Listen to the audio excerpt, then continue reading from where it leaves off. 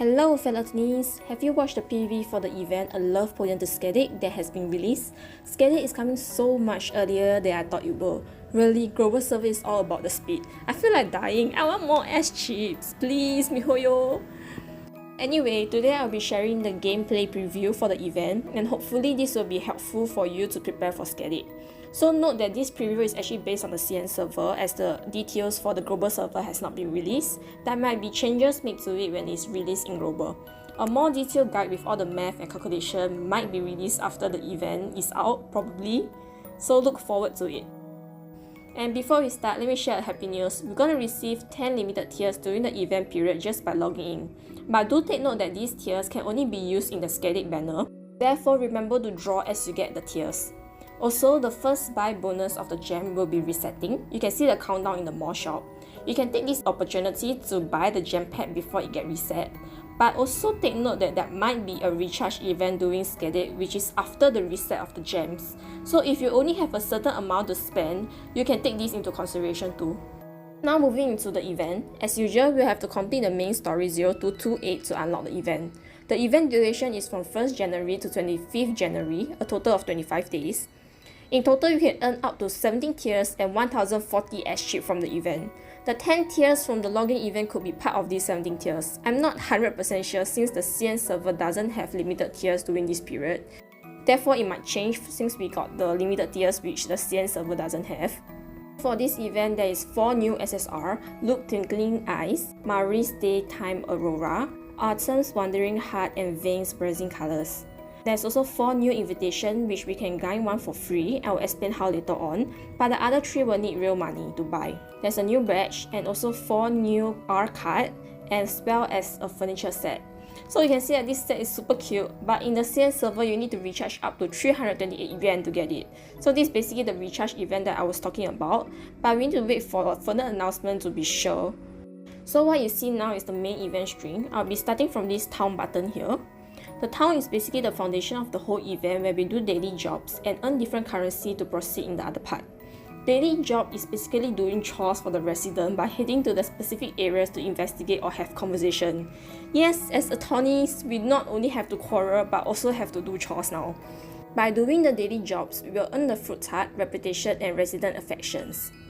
There will be 10 daily jobs every day which we can pick and choose 4 to do. The first day is fixed since it's going to be a tutorial, but for the following days, you can just pick and do the job for who you have lower affection with to level up and earn rewards. The rewards will include food heart, reputation, and many others, as well as some critical items to do the investigation of the mansion, which I will explain more later on.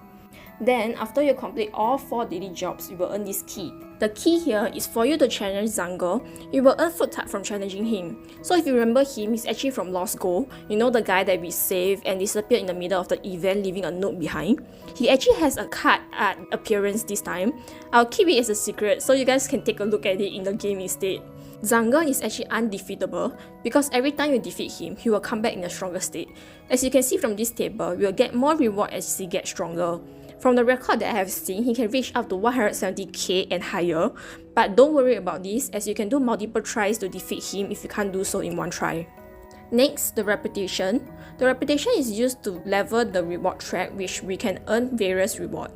The important rewards will include the S chip, food tart, and also this light. Remember this light because I will mention it again later. It's a very important item in the later session. Next, we have the dispute. This is where we have the well-known pigeon that we are all afraid of. So as you can see, the dispute form requires up to 150k power, which is extremely high. And I don't think that miHoYo will reduce this, seeing how Lost Gold Midfall was not reduced despite being 1 month ahead. Skadi is also 1 month ahead of the CN server. Therefore, let's expect for the worst and train your cards. You can take a look at my skill guides for tips on which card and skill to boost in. And we will also need a lot of AP to do this event. We just got to dump all our extra AP into this session, and remember to save your energy drink, especially if you cannot defeat Dispute 4. From the Dispute, we can earn a fruit tart as reward. Oh yeah, and do remember to slot in your event R and SSR card when doing the Dispute as you will bring in bonus to earn us extra reward. Putting them in the support deck will also work. And so why do we need so many fruit tart? This one reward which appeared in every single slide of my video now is due to this Faerie wish where we have to use our hard-earned fruit tart to get reward. All our hard work is paid off here. This actually has the same function as the exchange shot in Law School, but they have it in the gacha pool format. There is 6 pools in total, but only the first 5 pools which I show here are important. We can only move to the next pool after we get the blue item, namely the tiers, selection SR, and the invitation card. For example, in pool 1, after you get the tiers, like for example in the 15 draws, then pool 2 is unlocked. Then in pool 2, you need to get the tiers and the selection SR before pool 3 is unlocked, and this goes on. But also don't worry too much as the rewards are standardized, so even if your luck is very bad, you can move to the next pool at the 100 draw, as the 100 draw will allow you to clear the whole pool. Therefore, you need a maximum of 500 draws to get the invitation if you are very unlucky. So now let's stay away from all the fruit type and move on to the next session. So this session is about the Skadi Journal. There's 3 sessions in this. The first one is basically an achievement track where we earn reward by doing the task. The reward will include all cards of the Mill League, S-chip, and more. The second one is similar to the first, but is more specific to tasks related to the Manor Investigation. And by completing all the quests here, you'll be able to earn the event badge. And lastly, the third one is where we keep the record of a storyline and incident. For instance, like when we have random encounter with the Mill Leagues. So the random encounter with the Mill Leagues can actually be predicted. So as you can see in the picture here, you have the chibi head at different places. This means that the Mill League is there waiting for you to go encounter them. So click on them when you see these chibi heads, and they will reset every day at the server reset time, which is 4 AM at UTC+9. So now, finally, we can move on to the Manor Investigation, which I have mentioned so many times in the previous part. But before we can enter and investigate, we will have to pick a Mill League to accompany us. Here is where the light comes into place. Remember this light which I mentioned in the reputation side? If you don't, you can scroll back the progress bar and rewatch that part. Anyway, we'll earn this in level 2, 4, 6, and 7. One light will unlock 1 Mill League, and ultimately we'll have to unlock all 4 of them to complete the event. So the order doesn't actually matter, you can just pick who you like first. This is because each Mill League is specified on one area. For example, Artem knows more about the law and Maris more about the art. So in this part, it will be like an RPG investigation where we go and look for clues in different rooms and investigate. To help us in exploring, there's the item icon which will show all the items that we receive, as well as a tablet. This tablet has 3 tabs: map, objectives, and treasure. The map will show the overview of the mansion, which you can follow this map for direction, if in case that you get lost. The objective is basically the goals and hints to what to do, where to explore, etc. And lastly, the treasure is the progress of each Mill League. You guys can give a guess to which Mill League does each session belongs to in the comment section. The answer will be revealed in the game anyway, so I will not tell you guys the answer now. And after all the progress reaches 100%, it will unlock this treasure.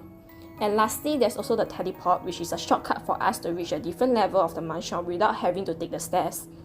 But this is only unlocked after you have explored over each level. So therefore, you will still need to take the stairs the first time round.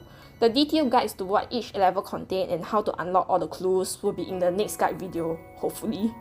So do look forward to it. And I think it's actually better for you to just explore it yourself first and enjoy the event more. As for the banner, we have 4 SSR this time. Look at Mari's SSR are Intuition Attribute, Atom is Logic, and Vein is Empathy. All 4 are buff cards, which the first skill will buff the attribute that they are in. Vein is an alpha skill and the other 3 are beta. The second skill are all defense skill, while the third skill will boost the influence of their character card. For instance, Look 1 will boost the influence for all Look cards. So meta wise, they are all about the same. The banner could be either the Lost Goal approach, where we have all 4 SSR in one banner, or maybe miHoYo could be kind, unluckily, but yeah, make it into separate banner for the Mill League and have shared PT. The chance of this is very low. Anyways, for either of the approach, the PT will not carry to any other event. The Lost Goal PT will not carry to Skadi, and Skadi will not carry to any other banner. So make sure you are able to reach the PT count of 100 before you start drawing. Do not waste any tiers and S-chips. Other than the limited tiers, which will be expired after this event, they will be converted to Stalings. The event and banner will probably rerun 1 year later or even longer. The banner will use special tiers to draw, so remember not to convert your S-chip if you want to draw for this banner. The same will go with any other 4SSR banner such as Anniversary or the Egypt banner, so never convert your S chip into tiers. And that brings us to the end of today's video. I know that this event sounds very complicated and like this video is super long with all the different parts, but as we play the event, I'm pretty sure that you will get a hand of it easily. It just seemed complicated at one glance, yeah. And remember to have fun and enjoy the event. If you have any questions, feel free to ask them in the comment. I will try my best to answer them. Thank you for watching and remember to like and subscribe if you enjoyed the video. 加